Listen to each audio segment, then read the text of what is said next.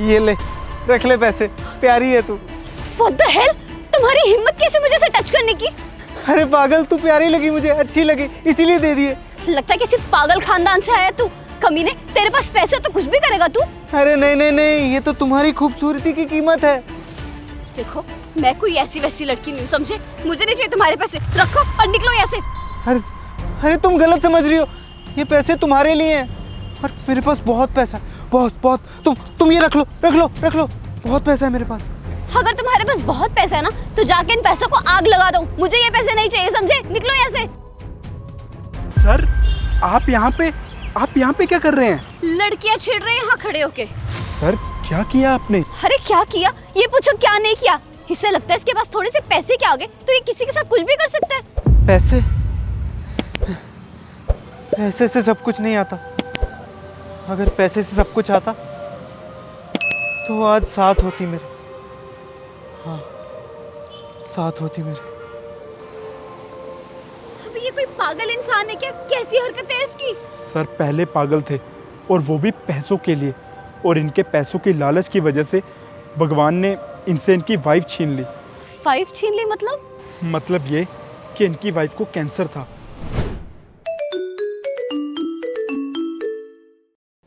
Hello. Arjun मेरी तबीयत बहुत ख़राब हो रही है। अरे तो मैं क्या करूं यार, तबीयत खराब है तो डॉक्टर के पास जाओ, मुझे कॉल करने से क्या फ़ायदा। यार मैं अकेले नहीं जा पाऊंगी, प्लीज़ तुम जल्दी आ जाओ ना। यार तुम्हारा दिमाग खराब है क्या? अभी थोड़ी देर में ना मेरी एक बहुत इंपॉर्टेंट मीटिंग है, छोड़ के कैसे आ जाऊं? यार ये क्या बकवास कर रहे हो? तुम्हारे लिए मैं ज़रूरी हूँ या वो मीटिंग? अरे नीता समझो यार, लाखों की डील है, ऐसे नहीं छोड़ सकता। तुम खुद चली जाओ यार, बाय। यार हेलो हेलो अर्जुन।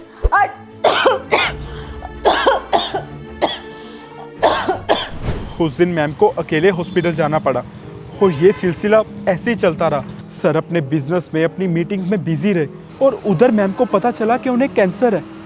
और जब उन्होंने आके सर को ये बात बताई तब। अर्जुन, तुम ये कहाँ जा रहे हो? अरे नीता, मुझे एक पार्टी ने अमेरिका बुलाया और अगर ये मीटिंग डन हो गई ना तो हम अरबपति बन जाएंगे, अरबपति। अर्जुन मुझे कैंसर है। तुम मजाक कर रही हो ना ताकि मैं रुक जाऊं यहाँ पे? Last stage. अरे पर ऐसे कैसे? अर्जुन प्लीज, मुझे मेरे लास्ट टाइम में तुम्हारा साथ चाहिए, तुम्हारे साथ रहना है। अरे तुम्हें कुछ नहीं होगा यार, तुम मुझे जाने दो। अर्जुन प्लीज मत जाओ ना। अरे प्लीज मुझे जाने दो, और जितनी जल्दी हो सके ना मैं उतनी जल्दी वापस आने की ट्राई करूंगा। यार अर्जुन, तुम इतने सेल्फिश कैसे हो सकते हो? अरे सेल्फिश नहीं हो रहा हूँ यार, पैसा कमाने जा रहा हूँ, और पैसा नहीं होगा तो तुम्हारा इलाज कैसे होगा? पैसा एक नीड है जिसको पूरा करना जरूरी है। यार मुझे जाने दो, मैं बहुत जल्दी वापस आ जाऊंगा। अर्जुन, मुझे इलाज की नहीं, मुझे तुम्हारी जरूरत है, प्लीज मेरे पास रहो ना। यार देखो, वहां जाते ही सबसे पहले मैं तुम्हारे इलाज के बारे में पता करूंगा। यार मेरी बात का यकीन करो, ट्राई टू अंडरस्टैंड। ये मीटिंग बहुत जरूरी है और सिर्फ मेरे रहने से तो तुम ठीक होने नहीं वाली, समझी? ये पकड़ो, बाय। और सर नहीं रुके और चले गए, और वहाँ जाके वो अपने बिजनेस में इतना बिजी हो गए कि वो नीता मैम, उनके कैंसर की आखिरी स्टेज, ये सब भूल गए। नीता मैम को सच में इलाज की नहीं बल्कि सर की ज़रूरत थी। वो ये चाहती थी कि उनकी ज़िंदगी के आखिरी पल जितने भी बचे हैं वो सर के साथ गुजारें, लेकिन उनकी ये उम्मीद सर के जाने के 2 दिन बाद ही टूट गई, जब नीता मैम ने आखिरी सांस लिया। तो तुम्हारे सर को ये बात कब पता चली? जब सर बिजनेस डील से वापस आए और उन्होंने आके मैम की फ़ोटो पे हार चढ़ा हुआ देखा, तब उन्होंने जो डील के पेपर्स थे अपने आंसुओं से भिगा के बर्बाद कर दिए, और उन्हें ये पैसे एक कागज़ का टुकड़ा लगने लगे। तब से लेके आज तक वो ऐसे लोगों में पैसे बांटते रहते हैं। शायद उनको कहीं से पता लगा होगा कि आपको या फिर आपके किसी नोन को कैंसर है। हाँ, मैं एनजीओ में गई थी, मुझे अपने कैंसर के इलाज के लिए पैसे चाहिए थे। हाँ, सर एनजीओ में मदद करने जाते हैं लोगों की, और नए नए तरीके ढूंढते हैं लोगों को पैसे देने के लिए ताकि उनकी मदद हो सके। शायद सर ने आपके साथ भी ऐसा ही किया होगा और आपको ये लगा कि सर आपको छेड़ रहे हैं। उनकी तरफ से मैं आपसे माफ़ी मांगता हूँ। आप ये पैसे भी रख लीजिए, आपके काम आएंगे। और हाँ, आपको कोई भी किसी भी चीज़ की ज़रूरत हो तो आप हमारे पास आ सकती हैं।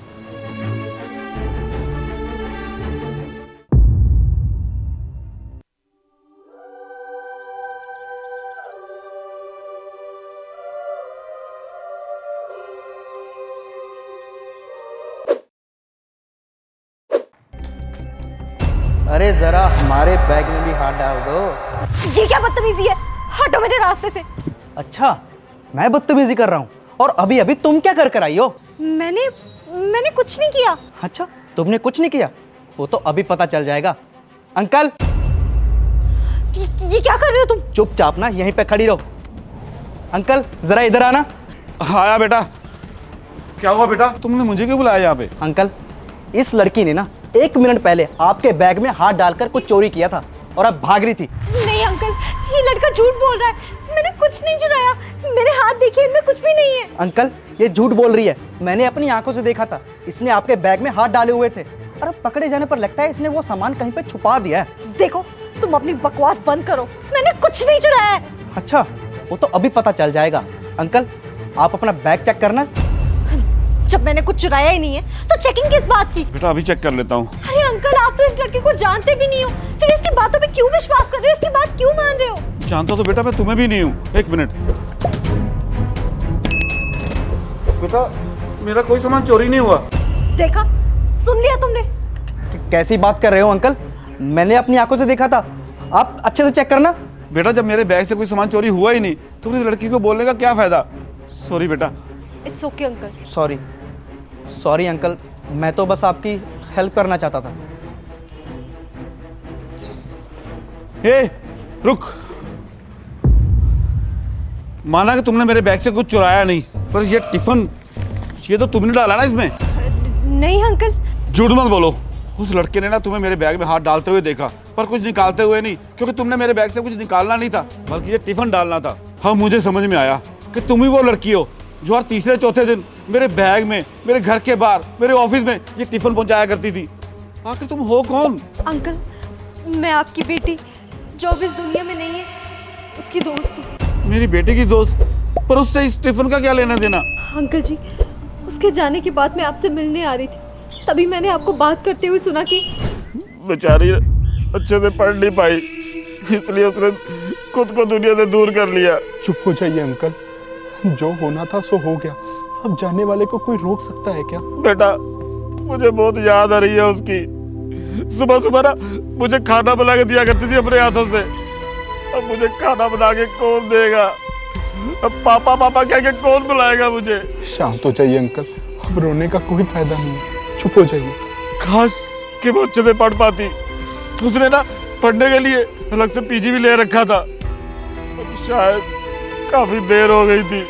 मेरी बेटी, अरे मेरी बेटी कहाँ है तू? मेरी बेटी कहाँ चली गई तू? अंकल जी, मैं उसके साथ उसी के हॉस्टल में पढ़ती थी और मैं ही थी जिसके कारण वो अच्छे से पढ़ाई नहीं कर पाती थी। जाने अनजाने किसी न किसी बहाने मैं उसे पढ़ाई से दूर कर देती थी, पर मुझे नहीं पता था कि उसके रिजल्ट में मार्क्स कमाने से वो इतना बड़ा कदम उठा लेगी। और उसके जाने के बाद मुझे बहुत गिल्ट फील हुआ। मुझे महसूस हुआ कि मैंने कितना बड़ा पाप कर दिया है।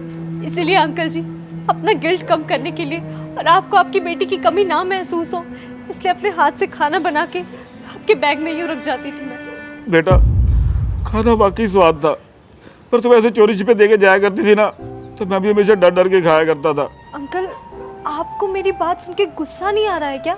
बेटा अब जो चला गया उसके बारे में सोच के क्या फायदा।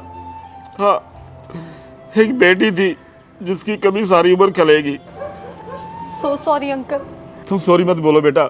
और हाँ, ऐसा टिफिन ना हर तीसरे चौथे दिन तुम मेरे लिए लेके आया करना, और चोरों की तरह नहीं, सामने से लेके आना, ताकि मैं तुझे अपनी बेटी समझ के अपने गले से लगा सकूं।